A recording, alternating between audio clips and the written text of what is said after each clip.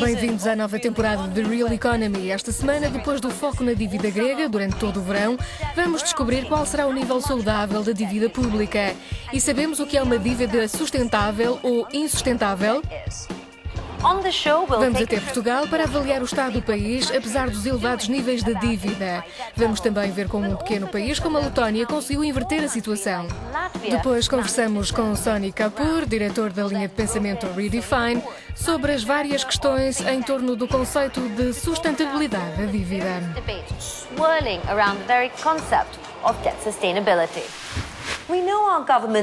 Sabemos que os nossos governos precisam da dívida para gerir um país, para colmatar a insuficiência dos rendimentos dos impostos e da impressão do dinheiro. Se o Christophe tivesse que aumentar a dívida, seria com base na avaliação do seu negócio e em como pretende gastar o dinheiro para aumentar as receitas. Mas os países não podem ser avaliados e a sua despesa, como o pagamento de serviços essenciais, nem sempre leva ao retorno económico. Como é que os governos se guiam para saber se a dívida é sustentável ou não? Vamos descobrir.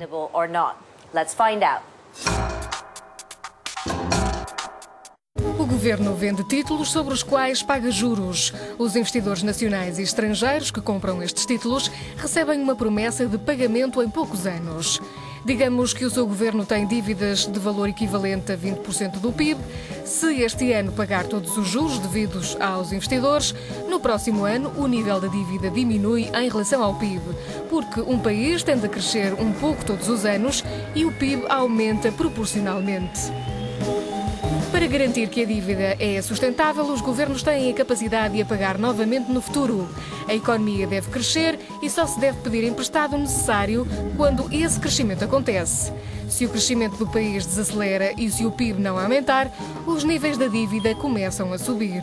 Se os investidores estiverem preocupados com a capacidade do governo pagar a dívida, pode levar a um aumento das taxas de juros sobre os títulos para cobrir o risco de não cumprimento. Isso significa que os governos vão pagar mais para conseguir o dinheiro numa situação de desaceleração económica.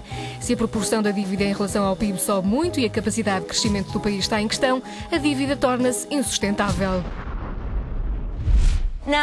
Considere-se a dívida da Grécia como sendo este melão em comparação com outras economias da Europa. É grande e cada vez maior. Isto porque o país continuou a pedir dinheiro, mesmo quando a economia abrandou. As taxas de juros subiram e continuou a pedir mais dinheiro para pagar a dívida antiga. A maior parte desse pagamento foi para os investidores estrangeiros, diretamente para fora do país. Muitos países da Europa estão numa situação semelhante. Portugal tem uma dívida que seria um ananás comparado com um melão. Mónica Pina foi até Portugal para descobrir se o país está a fazer o suficiente para convencer os investidores que pretende tornar a sua dívida sustentável.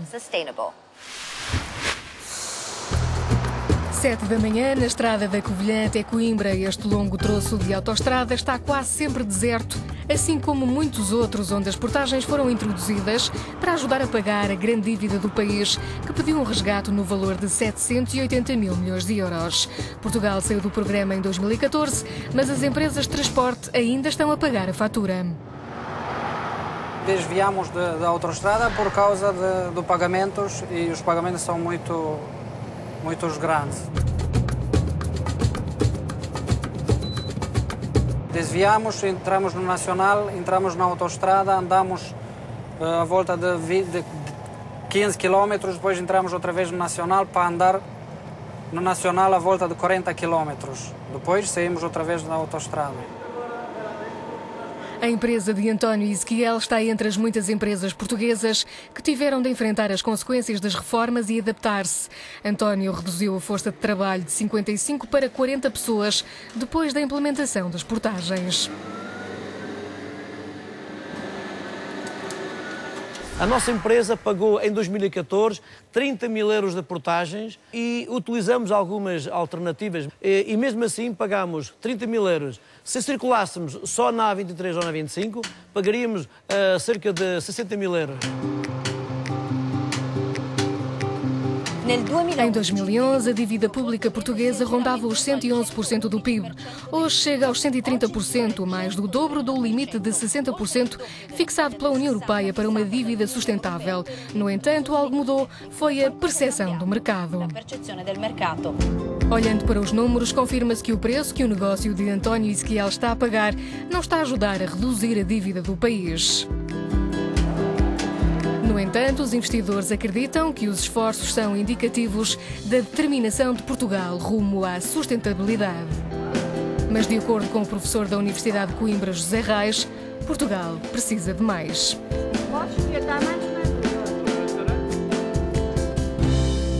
A União Económica e Monetária colocou dentro do mesmo cesto coisas muito diferentes. Colocou batatas e colocou feijão verde. São duas coisas muito diferentes na sua estrutura.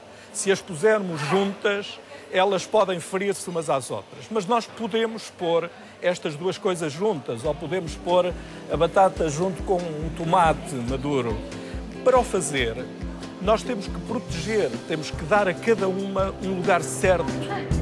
Os especialistas estão convencidos que o caminho para a recuperação e para a sustentabilidade vai precisar de reformas estruturais na educação, emprego, produção industrial, investimento e na redistribuição dos lucros. Connosco está Sony Kapoor, diretor-geral da think tank Redefine, economista e especialista em economia europeia. Começando pelo exemplo de Portugal e da Grécia, como é que chegaram a esta posição e como é que podem alterar a situação? São essencialmente economias em desenvolvimento, presas num mundo desenvolvido. A forma como conseguiram manter-se a par com o resto da Europa foi a viver de dinheiro emprestado. Mas com a crise foi possível ver os mais debilitados. Subitamente apercebemos que nem Portugal nem a Grécia têm economias muito seguras. A sua sustentabilidade começou a ser questionada, o que desencadeou uma espiral descendente, como quando uma personagem dos desenhos animados cai de um penhasco. Durante um certo tempo não acontece nada de mal, mas depois apercebem-se que estão no ar e começam a cair. Como é que esta personagem consegue voltar a subir? A curto prazo não consegue. Portugal, por exemplo, precisa de reformar o sistema de ensino, mas isso leva tempo. A Grécia não tem uma base de produção adequada. O dinheiro para fazer estes investimentos, que vinha dos governos, de repente secou. Então estamos presos neste dilema em que a resposta de curto prazo é que temos de viver de acordo com as nossas possibilidades. Mas não é a resposta que um país deve ter, porque isso significa simplesmente que o país se torna cada vez mais pobre. A questão não é se devem pedir dinheiro emprestado ou não, mas a quantia que pedem emprestada e como é que o dinheiro é utilizado. Vamos agora fazer uma viagem com Mónica Pina até à pequena economia da Letónia, que conseguiu inverter a situação. Em 2008, a economia da Letónia começou a afundar, com a dívida pública a subir e o PIB em queda. A crise abalou o país, que pediu um resgate em 2009, saiu em 2012, após anos de austeridade. Esta empresa de cosméticos assumiu o compromisso de manter a beleza mesmo em tempos difíceis. O foco nas exportações, não esquecendo o nosso mercado interno, ajudou-nos a orientar a empresa durante os nossos quase 10 anos de existência e também a passar pela crise. Este foco na exportação foi partilhado por muitas empresas e ajudou a Letónia a tornar-se numa das economias em mais rápido crescimento da União Europeia.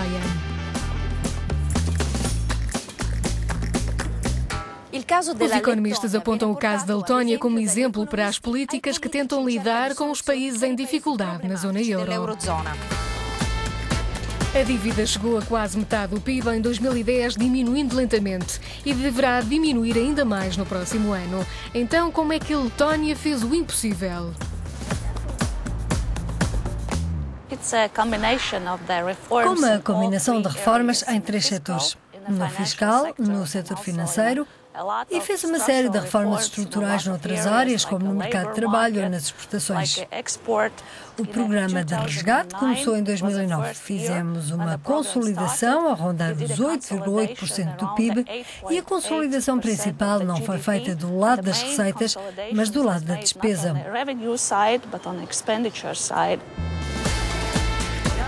Será que esta fórmula pode funcionar noutros países da União Europeia? A pequena dimensão da Letónia faz com que muitos críticos questionem se funcionaria em economias maiores. Ainda connosco está Sony Kapoor. Sony, o caso da Letónia pode ser reproduzido em toda a Europa, considerando a pequena dimensão da sua economia?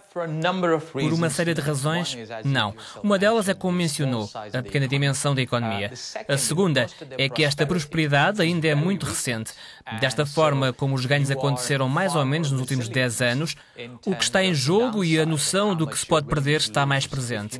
Comparativamente com as economias europeias ocidentais mais antigas, como a Grécia, onde a prosperidade tem sido a longo prazo e onde as expectativas são mais elevadas. Podemos mudar a forma como encaramos a sustentabilidade da dívida? Pedir emprestado em si mesmo não é bom nem mau. Depende da utilização do dinheiro. Um conceito que está agora em voga é o empréstimo produtivo contra o empréstimo não produtivo. É sensato um indivíduo pedir emprestado para ir estudar para o MIT ou para a Universidade de Harvard?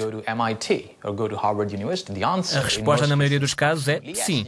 Existe um retorno positivo do investimento. Da mesma forma, para um país, é sensato pedir emprestado para investir num sistema de educação que ajuda a produzir trabalhadores produtivos? É sensato investir em infraestruturas que vão ajudar uma economia a descolar? Pode parecer que não, mas por vezes pedir mais é realmente a melhor forma de reduzir a dívida no futuro ou melhorar a sustentabilidade da dívida. Como é que se avaliam os riscos? Se houver planeamento com antecedência, se houver várias fontes de empréstimo, se o empréstimo for feito a longo prazo. Foi esta uma das grandes vantagens que tivemos no Reino Unido. Pedir emprestado para investir em dívida produtiva e ter um plano de contingência em caso de uma emergência, porque surgem sempre emergências. Tendo esta vontade, tendo este plano, será tudo muito construtivo na gestão de futuras crises e perturbações de mercado.